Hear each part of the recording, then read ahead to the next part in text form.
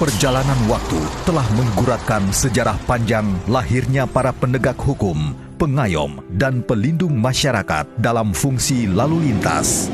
Masa pra-kemerdekaan, polisi lalu lintas dikenal dengan nama Verkeerpolitie di masa kolonial Belanda dan Kempetai pada masa penjajahan Jepang.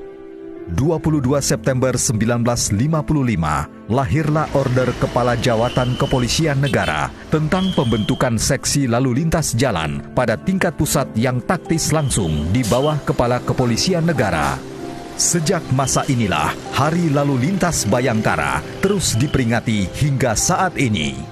Peran polisi lalu lintas dalam penyelenggaraan negara semakin diperlukan. Maka pada 14 Februari 1964, dikeluarkanlah Surat Keputusan Menteri atau Panglima Angkatan Kepolisian yang memperluas status Dinas Lalu Lintas menjadi Direktorat Lalu Lintas. Pada masa ini, Polantas mulai menunjukkan perannya dengan dirintisnya pendidikan kejuruan kader-kader Polantas. Pada era 1965, Polri diintegrasikan dengan Angkatan Bersenjata Republik Indonesia yang menyebabkan penyesuaian terhadap struktur organisasi. Salah satunya adalah perubahan Direktorat Lalu Lintas menjadi salah satu unsur Komando Utama Samapta Polri atau Komapta. Di masa ini, lahirlah Patroli Jalan Raya atau PJR, serta memberlakukan sistem tilang sejak 1971. Pada 1974, Polisi Lalu Lintas bersama pemerintah DKI Jakarta dan Jasara Harja mencetuskan dan memberlakukan sistem administrasi manunggal satu atap atau Samsat yang mempermudah pelayanan pembayaran pajak kendaraan bermotor. Struktur organisasi polisi lalu lintas terus mengalami perubahan dari waktu ke waktu. Pada 1984, Direktorat Lalu Lintas diperkecil menjadi Subdirektorat Lalu Lintas Polri di bawah Direktorat Samapta Polri. Reformasi di tahun 1998 membawa perubahan besar pada organisasi Polri, di mana kedudukan Polri dipisah dari ABRI, berdiri sendiri dan bertugas langsung di bawah Presiden.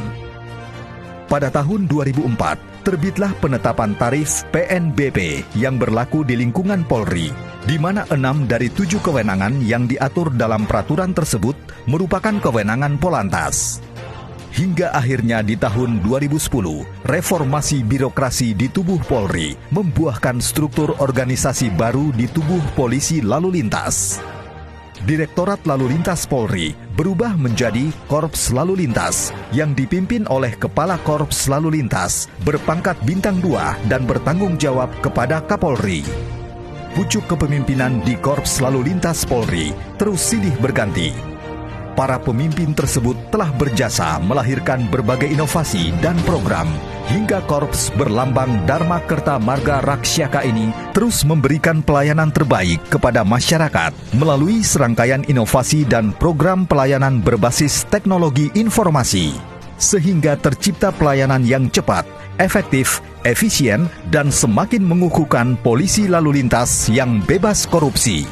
Seiring perjalanan waktu dan perkembangan zaman, para bayangkara lalu lintas ini siap mengukir sejarah baru di masa depan untuk mewujudkan Korlantas Polri yang profesional, modern, dan terpercaya.